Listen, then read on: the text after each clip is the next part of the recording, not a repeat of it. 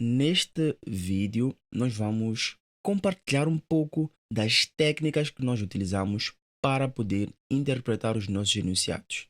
E vamos resolver do início ao fim um exercício completamente. Não entendi a redundância, mas é exatamente isso. É muito simples.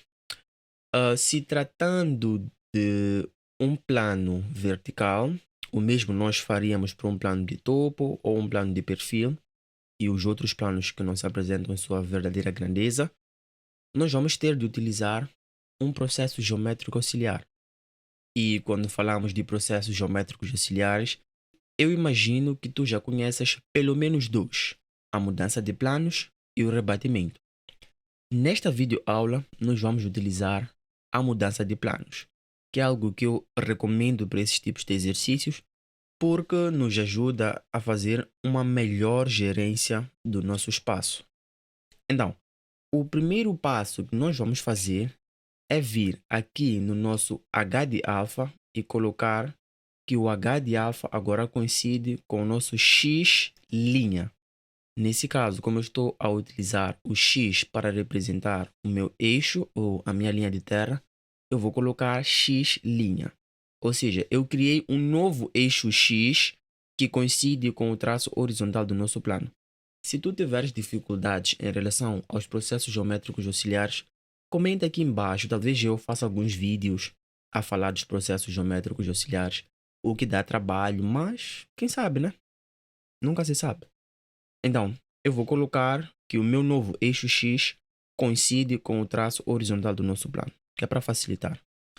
Depois, no segundo passo, nós vamos, a partir do nosso O afastamento, vamos traçar uma linha de chamada perpendicular em relação ao nosso traço horizontal do nosso plano, que automaticamente é perpendicular em relação ao nosso eixo X.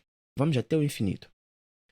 Depois, como nesse momento o nosso objetivo é fazer a mudança de plano do centro da nossa base, vamos pegar a cota do nosso centro e vamos transferir para o nosso novo eixo X. Então, a partir daqui do eixo X até O2, assim, a partir do eixo X, colocar o centro aqui, até o nosso O2, eu vou pegar essa distância e vou transferir até o nosso O1 e vou marcar aqui assim. Prontos. Feito isso, aqui onde eu marquei essa distância, que são 4 centímetros, porque a nossa cota é 4 centímetros, e eu comecei a medir a partir do traço horizontal do nosso plano, porque nós dissemos que o traço horizontal do nosso plano coincide com o nosso eixo X. Como dá para ver, a distância que eu levei é exatamente a partir do eixo X até o O2. Então, a partir do meu novo eixo X até o meu ponto. Então, depois disso, eu vou marcar como sendo O4, que é o meu O na mudança de planos. Agora, uma coisa interessante e muito satisfatória é que agora sim, esse nosso O4 está na sua verdadeira grandeza. E adivinha o que pode acontecer uma vez que nós já temos o nosso O na sua verdadeira grandeza? Nós já vamos poder utilizar esse bendito raio que o enunciado nos deu. Então, nós simplesmente vamos pegar no nosso compasso, vamos marcar os nossos 3 centímetros de raio, que nesse caso eu vou fazer o seguinte: como do nosso eixo X até o nosso ponto O2 são 4 centímetros, então se eu diminuir um pouco assim, estaremos a considerar esse raio como sendo de 3 centímetros, ou seja, reduzir 1 centímetro. Então, eu vou pegar este raio e vou trazer até o meu O4, que é o meu O na mudança de planos. E simplesmente vou traçar a minha circunferência, assim. Prontos, já temos aí a nossa circunferência na sua verdadeira grandeza. Ok, muito interessante. Já utilizamos dois dos dados principais do nosso exercício, que são as coordenadas do nosso centro e o raio da circunferência que circunscreve o nosso pentágono. Agora, Quer dizer que dentro dessa circunferência podemos construir o nosso pentágono. Só que aqui tem mais uma coisa muito interessante que temos de prestar atenção. Como nós já temos tudo que precisamos para construir o nosso pentágono, pelo menos as bases, quer dizer que já podemos ir em diante. Não é bem assim. Quando se trata de enunciados, tem uma coisa que tu sempre tens de procurar e que, se não encontrares, provavelmente tem algum erro no enunciado ou te deram uma liberdade. Me refiro à questão da posição dos lados em relação ao nosso eixo X, que representa o nosso plano frontal de projeção e horizontal de projeção. Então, vou falar só do eixo X, mas saiba que também afeta essas duas variáveis.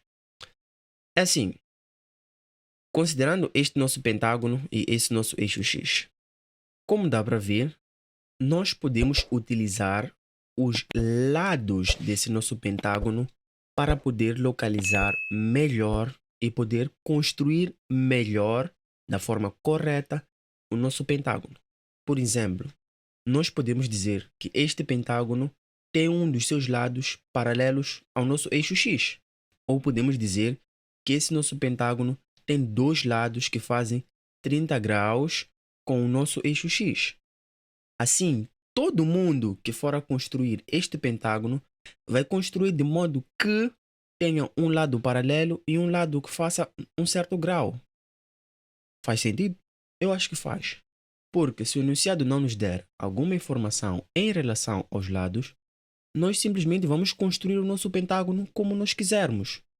Alguns alunos podem construir um pentágono nesta posição, outros podem construir nesta posição e vai ficar uma bagunça.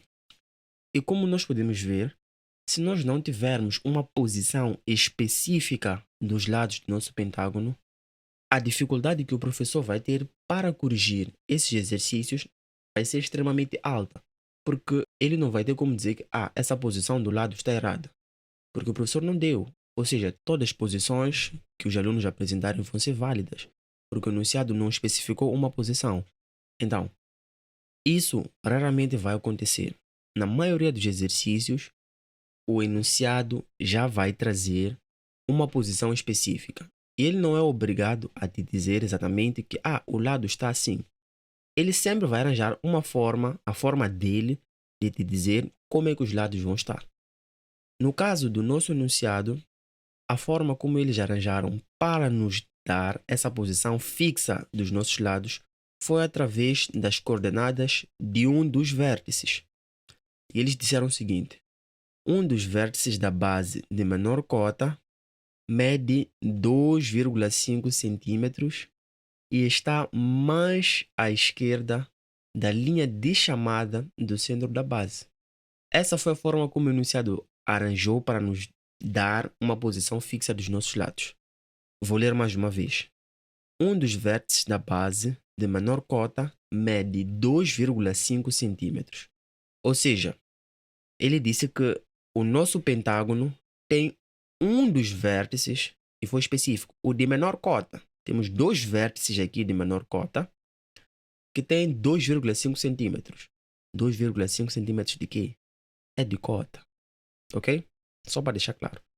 Então, a primeira coisa que nós fazemos depois de ler esse dado é: deixa eu medir esse vértice. Tem 2,5.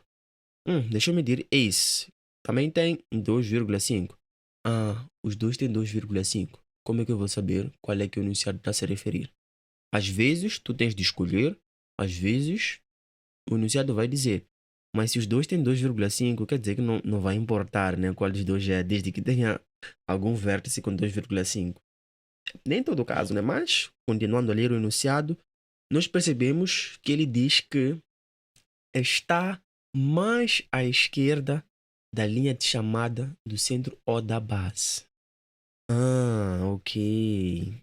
Ainda que eu tenha dois vértices com 2,5 centímetros, o enunciado quer aquele que está à esquerda da linha de chamada do centro da base.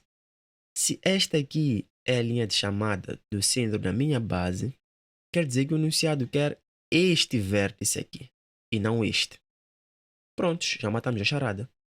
Depois de ler essas informações, nós já vamos saber que vamos ter de garantir de que na nossa resolução tenhamos um vértice, o localizado mais à esquerda, que tenha 2,5 centímetros de cota. Isso é muito simples. Então é exatamente isso que nós vamos fazer agora na nossa resolução. Ok, como é que isso vai ficar? Aqui no nosso enunciado, a primeira coisa que nós vamos ter de fazer, antes de começarmos a construir o nosso pentágono, é encontrar um ponto na nossa circunferência que tenha exatamente 2,5 centímetros. Por que eu vou encontrar um ponto na circunferência que tenha 2,5 centímetros? Porque é simples. Repara que todos os vértices tocam em um único ponto na nossa circunferência. Então, se esse ponto da circunferência tiver 2,5 centímetros de cota, quer dizer que esse meu vértice, estando naquele ponto, também vai ter 2,5 centímetros de cota. Ok? Então, como é que nós vamos fazer isso na prática? Repara que nós medimos a partir do nosso eixo X até o nosso vértice.